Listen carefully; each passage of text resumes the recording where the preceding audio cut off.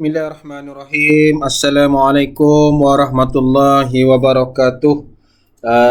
Kita bertemu sekali lagi dalam video bimbingan BPC secara berfokus.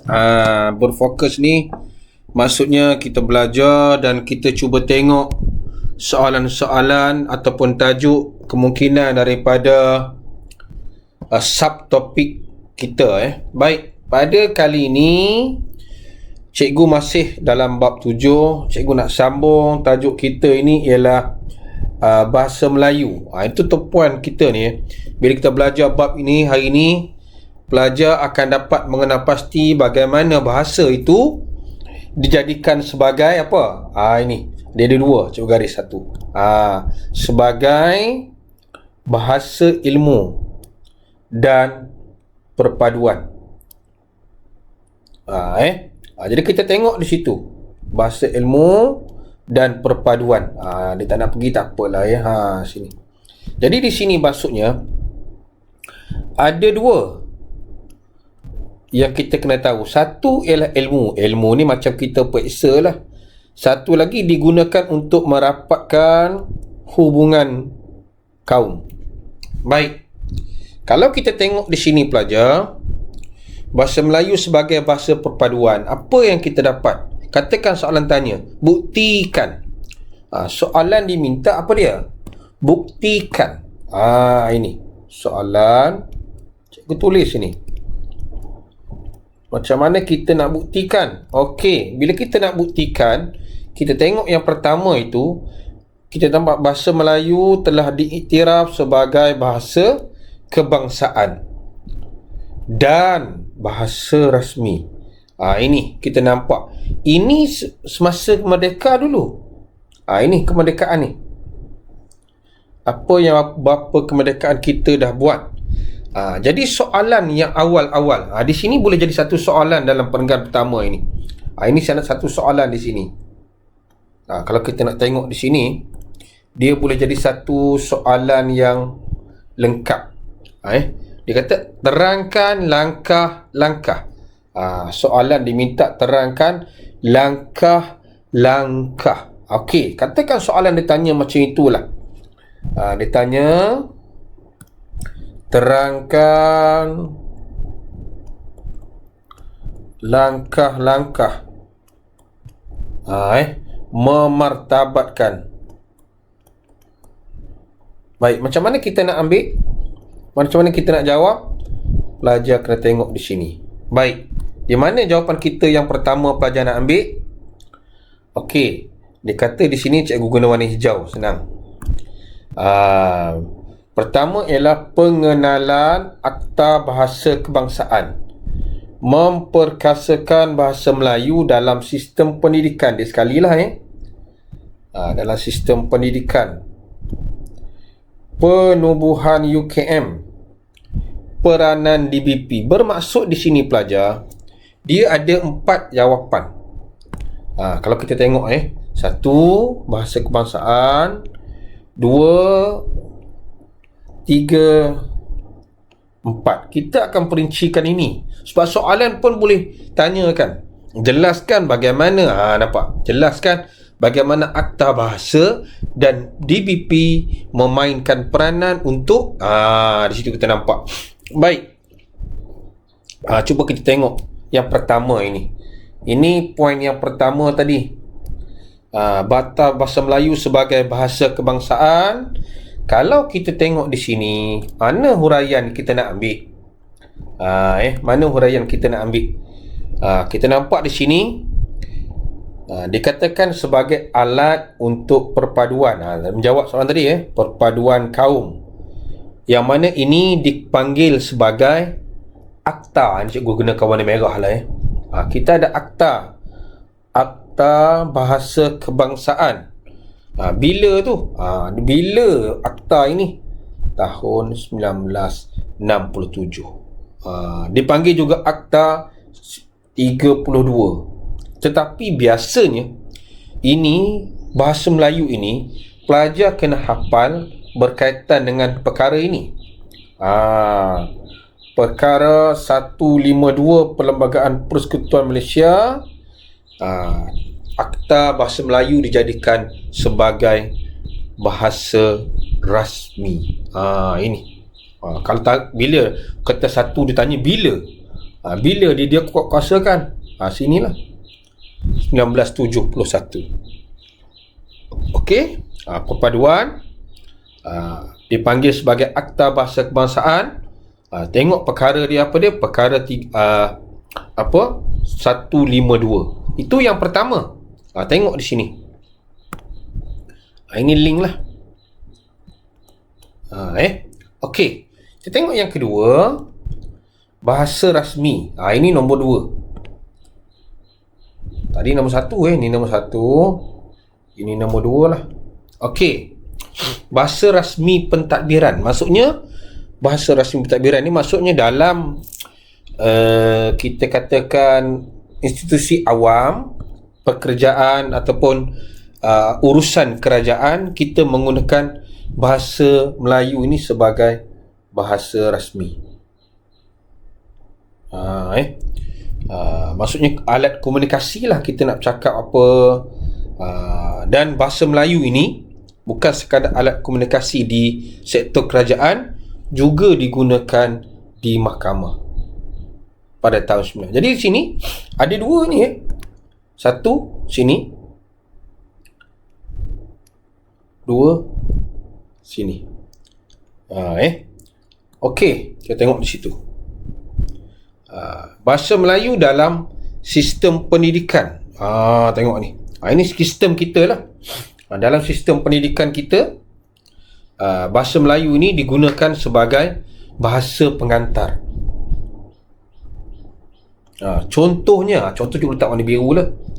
Di mana awal-awal sekolah-sekolah yang hebat lah.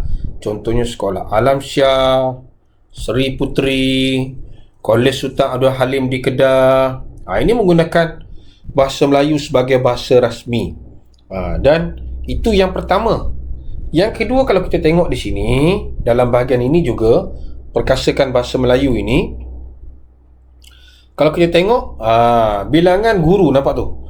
Bilangan guru bahasa Melayu ditambah. Maksudnya, ditambah dari masa ke semasa untuk memperkasakan. Perkasa ni maksudnya mengukuhkan lagi.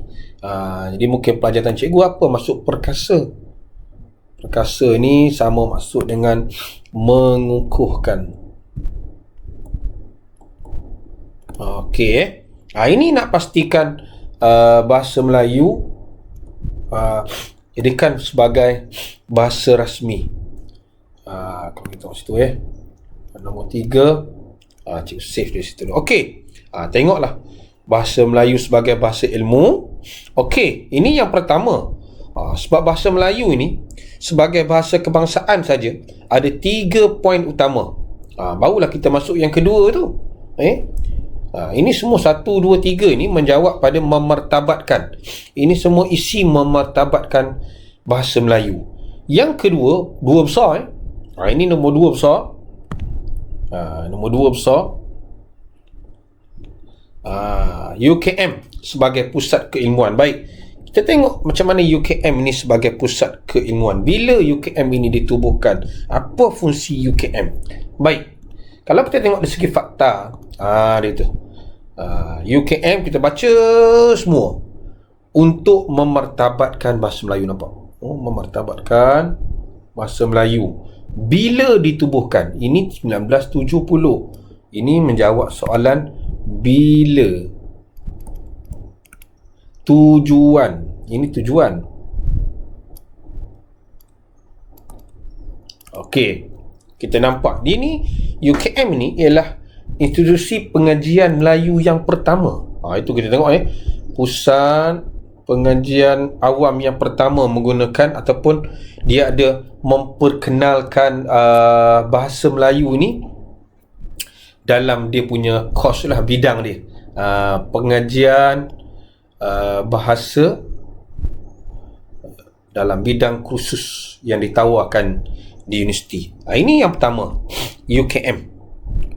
Selepas UKM, kalau kita tengok dia tubuh pula satu lagi, iaitu penubuhan Institut Bahasa. Dia kita nampak di situ Institut Bahasa dalam UKM itu sendiri. Kalau kita tengok makin hebat dah, makin tinggilah martabatnya.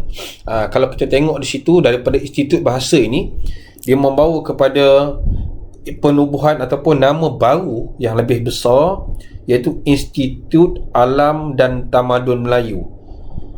Jadi kalau kita tengok di sinilah usaha memartabat tu tinggi. Sebab apa? Ni pelajar baca di sini.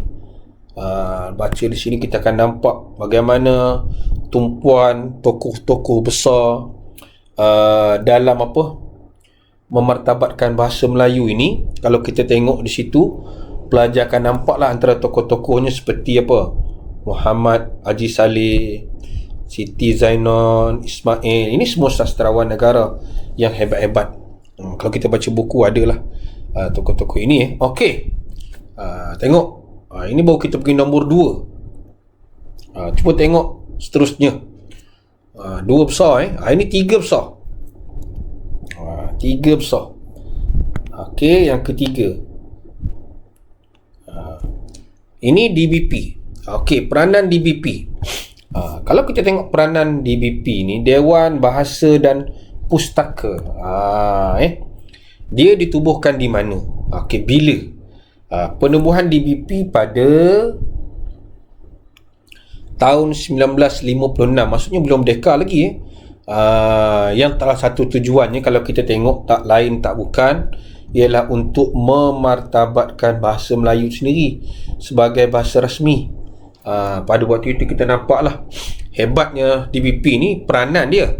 Kalau soalan dia tanya tentang peranan, di sinilah jawapan kita. Ini semua berkaitan dengan apa cikgu panggil peranan. Jadi kalau soalan tanya tentang peranan tu, kita fahamlah, kita pegang sini. Peranan, apakah peranan DBP? Kalau kita tengok di sini, kalau kita nak gariskan, kita letak warna biru di sini, pelajar akan nampak peranan DBP itu apa. Penerbitan buku, majalah, risalah, seminar, bengkel, pelbagai aktiviti sempena dengan minggu dan bulan bahasa, dan sebagainya. Tengok, ini antara peranan-peranan DBP, dan slogan dia ialah bahasa jiwa bangsa. Ini kita kena pegang. Pelajar kena ingat tu, apakah nama slogan. Itu pun boleh disoal. Okey. Nampak bila kita belajar dalam bab ini, dia agak detail sedikit berkaitan dengan peranan. Kita tengok, kita dah jawab berkaitan dengan memartabatkan bahasa tadi, Akta Bahasa Kebangsaan, memperkasakan bahasa Melayu, pendidikan. Ini sekali ni pada cikgu, memartabatkan bahasa dengan bahasa kebangsaan, memperkasa ni kita boleh sekalikan. Senang kita nak ingat. Okey. Ini 2 besar. Ini 2 cikgu pecahkan. Tadi semua berkaitan dengan bahasa saja. Kalau tengok di sini 3 poin lah. Ini berkaitan dengan UKM, dan yang terakhir DBP. Dan kita nampak ini kesimpulannya. Pengenalan Akta Bahasa Kebangsaan. Kita nampak, baca sampai habis. Mana poinnya di sini? Akta Bahasa, penggunaan bahasa, bahasa rasmi, pelaksanaan sistem pendidikan DBP Pusat Ilmu. Jadi kita nampak secara keseluruhannya siapa yang main peranan. Siapa yang memainkan peranan untuk memartabatkan bahasa. Tengok bawah sekali.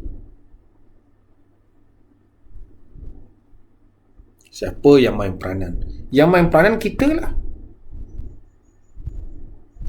Wajar memainkan peranan. Okey, itu saja untuk hari ini. Subtopik 7.3 sedikit, tapi membantu anak-anak untuk kuasai.